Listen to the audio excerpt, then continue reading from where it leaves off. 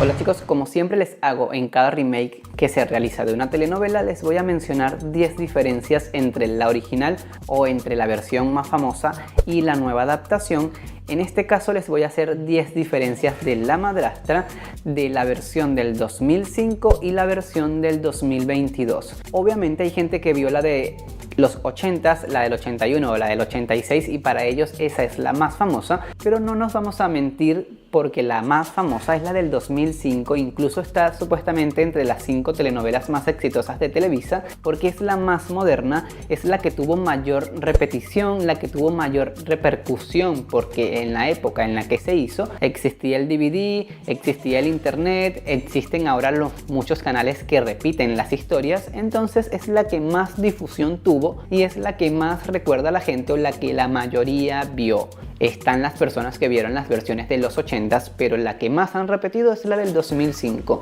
Yo no recuerdo haber visto Vivir un poco en repetición, no sé si la habrán repetido en México, pero en mi país nunca la vi en repetición, capaz la dieron en los 80s o 90s. En mi época de recuerdos, como del 2000 para acá, nunca la vi en repetición y no se encuentra en ninguna plataforma. Y aunque me vi la original, me la vi resumida, no me la vi completa, entonces prefiero no darles muchas referencias de esa porque no la vi completa, sino en ese resumen que se encuentra acá en YouTube. Pero bueno, antes de empezar no olviden seguirme en Instagram, que es jmanu.diaz, que abajo les dejo el link, y por supuesto tienen que suscribirse acá. Denle click en suscribir y activen la campanita.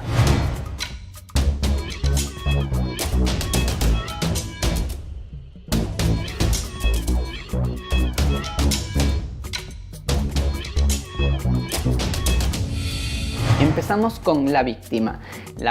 que le da origen a la trama central de la historia. En la versión del 2005 era una mujer llamada Patricia, interpretada por Montserrat Oliver, y en esta nueva versión la cambiaron y ahora es un hombre llamado Nicolás, que era muy amigo de los protagonistas, y acá inventan el argumento de que la víctima tenía un romance extramatrimonial con la protagonista de la historia y fue un crimen pasional que por celos o una pelea X ella terminó matándolo. Algo que no pasaba en la anterior versión porque Patricia nunca se dan hipótesis de que haya sido un hombre por celos quien la mató. En la versión del 2005 Patricia era una mala mujer, quería con Esteban pero este nunca le correspondió, y en esta versión ahora cambiaron eso y es que supuestamente Nicolás tenía algo con Marcia pero en realidad allí nunca pasó nada. El lugar donde sucede el crimen en la del 2005 todo sucede en la isla de Aruba y en el 2022 sucede en Mallorca, en España,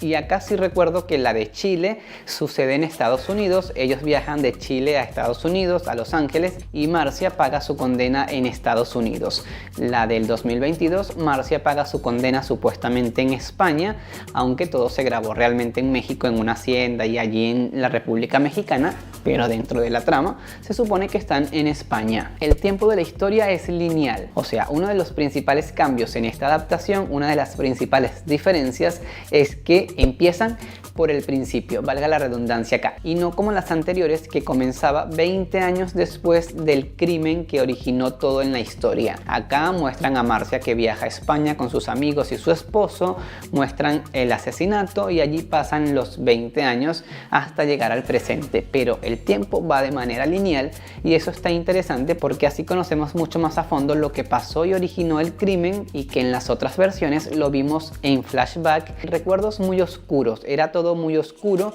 para simular la edad de los actores, porque Victoria Rufo ya era una señora, César Évora ya era un señor, y se supone que 20 años atrás deberían estar más jóvenes, pero eran los mismos, entonces ponían una iluminación y un filtro para disimular la edad, aunque igual se notaba. En la versión de Chile, también en los recuerdos, ponían un filtro borroso para difuminar las caras y que no se viera que eran idénticos al presente. El vínculo de la villana con el galán. En la del 2005, Alba San Román era la tía de Esteban San Román y estaba enamorada de él, aunque eso era una relación incestuosa. Él nunca le correspondió, pero ella estaba locamente enamorada de él. En esta nueva versión, este personaje lo interpreta Marisol del Olmo, es Lucrecia, y también está enamorada de él, pero acá no es su tía, sino su hermana. Acá es su hermana recuperando el vínculo que tenían en la versión original, donde esta mujer sí era su hermana, pero no estaba enamorada de Esteban.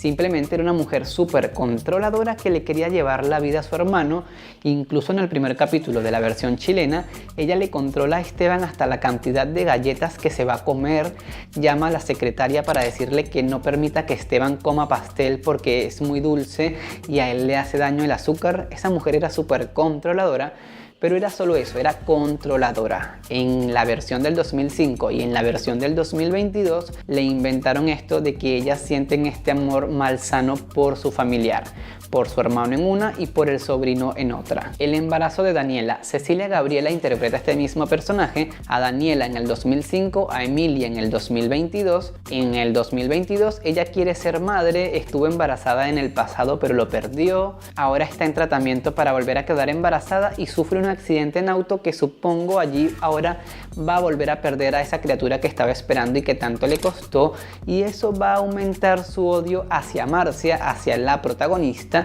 Y esto no pasaba en la versión del 2005, donde Daniela lo que quería era casar a su sobrina con Esteban para asegurar su futuro económico, y también sentía algo por Esteban pero nunca lo manifestó abiertamente como Fabiola, por ejemplo, y vivía con un trauma de que por culpa de ella murió su hermana, la primera esposa de Demetrio, y allí tenía esa culpa interna que también se agrava, esa culpa interna, porque por su culpa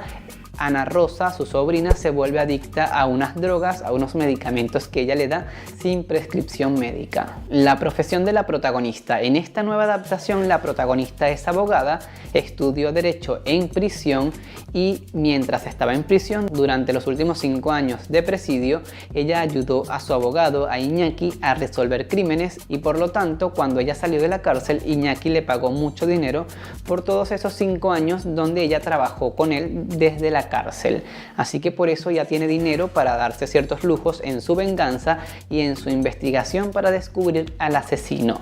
En la versión del 2005, María aprendió a trabajar la plata en prisión y por eso también tenía dinero, además que luego se hace socia de los San Román, así que allí también justifican el hecho de que ella tenga dinero dentro de la historia después de 20 años de prisión. En la versión de Chile, ella hace artesanías, igual que la versión de Vivir un Poco, aprendieron a hacer artesanías en la cárcel, vendían esto al extranjero y todo ese dinero que le pagaron durante 20 años, ella lo fue guardando y amasó una gran fortuna. Y recuerdo que en una de las escenas de la cárcel, en la versión original, la amiga le pregunta que de dónde sacó dinero y ella le cuenta que en 20 años no ha gastado ni $1 de lo que le han pagado por las artesanías y por eso ha amasado mucho dinero, que es con el que vive después de salir de prisión. Las amenazas a la protagonista. Victoria Rufo en el 2005 sufrió como 10 intentos de asesinatos, casi que le gana a Marisol en cuanto a intentos de homicidio de una protagonista, pero nunca lo logran. Siempre intentan matarla, pero nunca lo logran. En la del 2022, hasta el momento no ha sufrido ningún ataque físico, pero sí han intentado amedrentarla, intimidarla, dejándole cartas, dejándole sobres con amenazas de lárgate, eres una asesina, algo